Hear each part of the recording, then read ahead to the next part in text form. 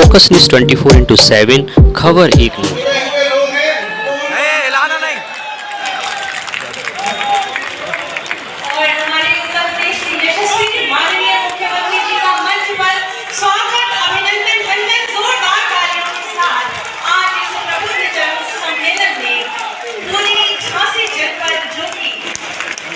शौर्य और वीरता और बलिदान की कहानी कहती है।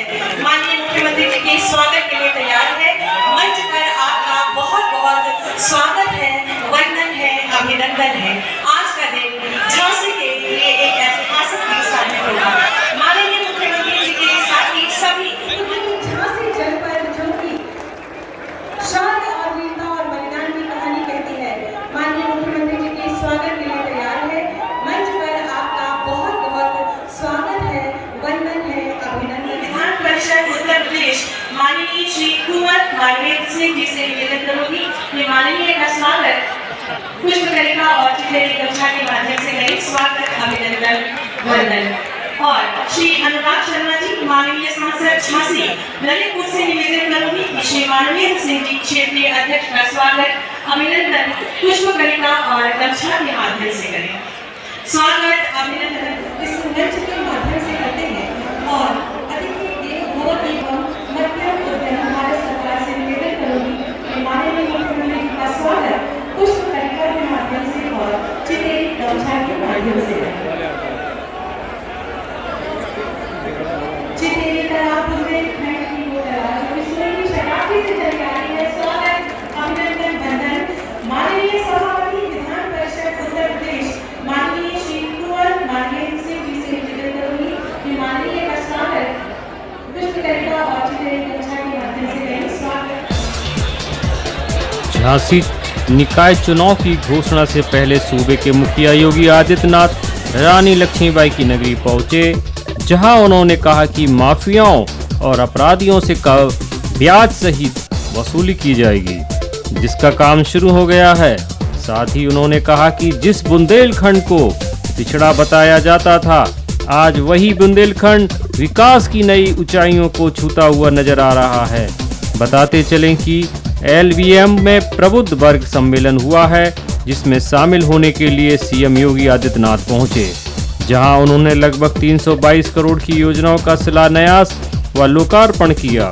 इसके बाद उन्होंने सम्मेलन को संबोधित करते हुए कहा कि प्रदेश में चारों ओर विकास हो रहा है, सड़कें गड्ढा मुक्त हैं, स्मार्ट सिटी के अंतर्गत शहरों को विकास हो रहा है। पहली विधानसभा चुनाव कानून व्यवस्था से लड़ा गया था, जिसमें उन्होंने जीत हासिल करते हुए प्रदेश में दोबारा सरकार बनाई है। उन्होंने कहा कि कानून व्यवस्था को बेहतर बनाने के लिए उनकी सरकार लगातार प्रयास में लगी रहती है।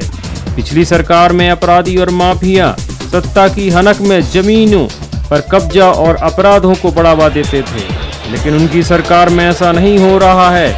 आज उनकी सरकार में अपराधी और माफियाओं को जेल भेजा गया है, जमीनों को कब्जा मुक्त कराया गया है।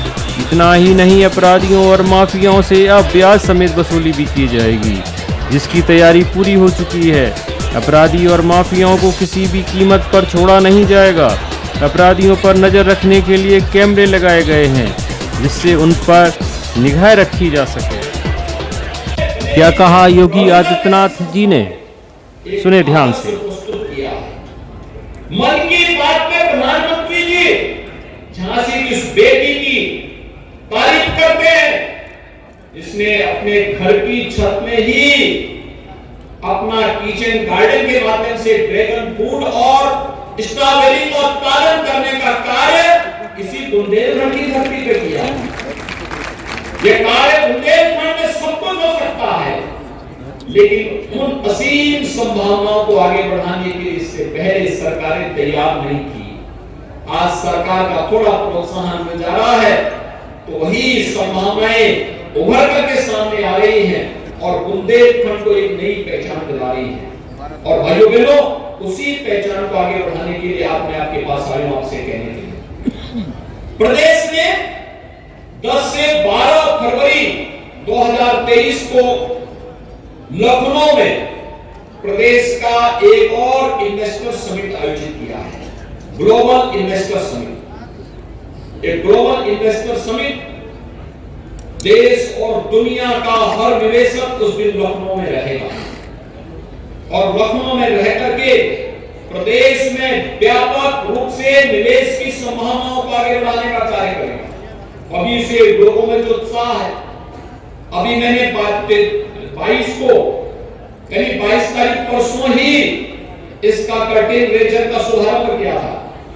दिल्ली में जाकर के कई देशों के राजदूत आए थे, कई उद्योग संगठनों से जुड़े हुए प्रतिनिधि और उनके पदाधिकारी आए थे, कई दुनिया के देशों से जुड़े हुए अन्य ऐसे लोग जो इस फील्ड में रुचि लेते हैं, उन लोगों ने उसमें भागीदारी की। समन्वय और तारतम्यता बनी रहे, उसके लिए स्थानीय निकाय, राज्य और केंद्र तीनों जब एक विचारधारा के लोग हों तो विकास की गति को तेजी के साथ आगे बढ़ाने में मदद मिलेगी। और उसके लिए आपको आश्वस्त करने के लिए आज मैं आपके बीच आया हूं, आपसे कहने के लिए कि राज्य सरकार विकास के कार्यक्रमों को तेजी के साथ आगे बढ़ाने के लिए पूरी तत्परता के साथ आपके साथ मिलकर के कार्य करेगी। हमारे जनप्रतिनिधिगण पूरी मजबूती और प्रतिबद्धता के साथ, पूरी संवेदनशील तरीके के साथ इन कार्यक्रमों को आगे बढ़ाने के लिए कार्य कर रहे हैं।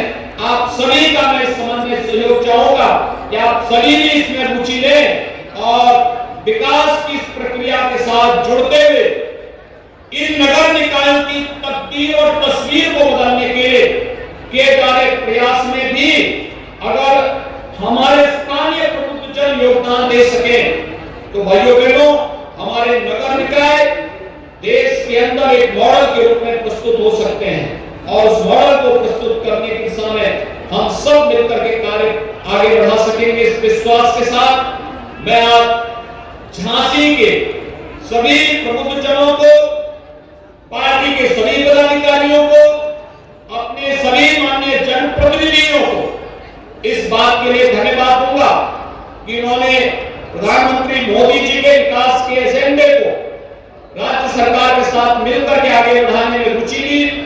आज इसी का परिणाम है बुंदेलखंड तेजी के साथ विकास के पथ पर अग्रसर होकर के विकास की एक नए प्रतिमान को आगे बढ़ाता हुआ दिखाई दे रहा है।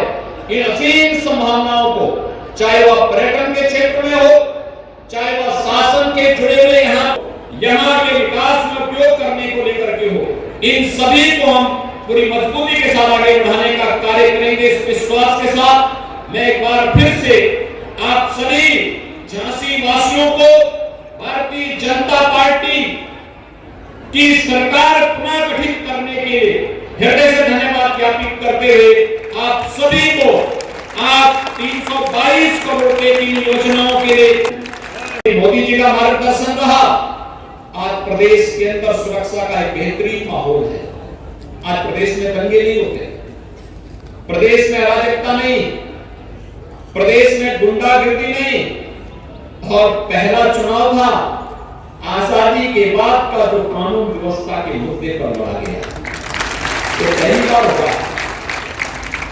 एक कारण है जनता जनार्दन स्वयं जब ठान लेती है तो वह कुछ भी तय कर सकती है। और प्रबुद्ध समाज इस ओपिनियन मेकिंग के लिए हमेशा जब तैयार अपने आप को करता है तो समाज उस सकारात्मक और विकास की सोच के साथ आगे बढ़ता है। वही विकास की सोच जो हम सबके जीवन में परिवर्तन लाएगी, उसी सकारात्मक सोच को आगे बढ़ाने के लिए आज मैं आपके बीच आया हूं, आपसे कहने के लिए ईज ऑफ लिविंग के प्रधानमंत्री मोदी जी के विजन को जमीनी धरातल पर लागू करने के लिए जो कार्यक्रम प्रारंभ हुए हैं, इसमें हर गरीब को सिर ढकने के लिए छत की उपलब्धता हो, हर गरीब के पास शौचालय की सुविधा हो, हर गरीब के पास रसोई गैस का कनेक्शन हो, हर गरीब के पास विद्युत का अपना कनेक्शन हो, हर जरूरतमंद वृद्धजन को वृद्धावस्था पेंशन का लाभ प्राप्त हो, हर निराश्रित महिला को विधवावस्था पेंशन का लाभ प्राप्त हो, हर दिव्यांगजन को दिव्यांगजन पेंशन की सुविधा का लाभ प्राप्त हो, हर स्ट्रीट वेंडर को पीएम स्वनिधि योजना के अंतर्गत बैंकों से जोड़ जल के लिए बरसता था। ऐसा नहीं कि आज जल की मात्रा कम रही हो, यहां पर सरफेस वाटर पर्याप्त मात्रा में था। और हम आभारी हैं प्रधानमंत्री मोदी जी के, जब हम लोगों ने बुंदेलखंड की पेयजल की स्कीम को, सिंह जी लोकप्रिय सांसद, स्वागत करता हूं, अभिनंदन करता हूं। हमने झांसी के मतदाताओं ने भारतीय जनता पार्टी और प्रधानमंत्री मोदी जी के नेतृत्व पर विश्वास करते हुए प्रदेश में फिर से सरकार गठन के लिए अपना आशीर्वाद प्रदान किया। मैं इसके लिए पूरे झांसी वासियों का हृदय से धन्यवाद ज्ञापित करते हुए आज आप सबको 322 करोड़ रुपए से अधिक की इन परियोजनाओं का लोकार्पण और शिलान्यास करने का हमें यहाँ अवसर प्राप्त हुआ है। इसके लिए अपने सभी माननीय जनप्रतिनिधियों का मैं हृदय से उन्हें बधाई देता हूं और आप सबको इन योजनाओं के लिए आप सभी झांसी वासियों को हृदय से आपका अभिनंदन भी करता हूं। भाइयों बहनों, और प्राकृतिक संसाधनों पर लूट खसोट के लिए जाना जाता था। प्राकृतिक सौंदर्य और संसाधनों से समृद्ध होने के बावजूद कुछ निहित स्वार्थी तत्वों के द्वारा बुंदेलखंड की तस्वीर बहुत खराब ढंग से प्रस्तुत किया जाता था। मुझे याद है जब मुख्यमंत्री बना था मैं 2017 में, और उस समय प्रधानमंत्री जी से जब मैं मिलने के लिए गया था तो आदरणीय प्रधानमंत्री जी ने एक ही बात मुझसे कही कि प्रदेश का दौरा, कोई सोचता था फ्री में रसोई गैस का कनेक्शन मिलेगा, कोई सोचता था कि नगरीय क्षेत्रों में भी तकनीक का उपयोग करते हुए इंटीग्रेटेड ट्रैफिक मैनेजमेंट और सेफ सिटी के साथ उसको जोड़ने का कार्य होगा। लेकिन ये कार्य आज बखूबी बुंदेलखंड में झांसी से प्रारंभ हो चुका है। सेफ सिटी और आईटीएमएस के अंतर्गत यहां पर इंटीग्रेटेड ट्रैफिक मैनेजमेंट सिस्टम लागू हो रहा है। ऑटो मोड पर सारी चीजें, सारा ट्रैफिक चलता हुआ दिखाई देगा। लोगों को जाम में नहीं फंसना पड़ेगा। किसी चोर उचक्के अपराधी का दुस्साहस नहीं कि कहां चलते रहे किसी व्यापारी को, किसी बेटी को छेड़ सके, क्योंकि जैसे उसने दुस्साहस किया वो कैमरे में कैद हो जाएगा और कंट्रोल रूम अगले चौराहे पर पहले से पुलिस को सूचना देगी और जब तक ये अपराधी वहां तक पहुंचता है तब तक पुलिस उसका रास्ते में काम तमाम कर चुकी होगी।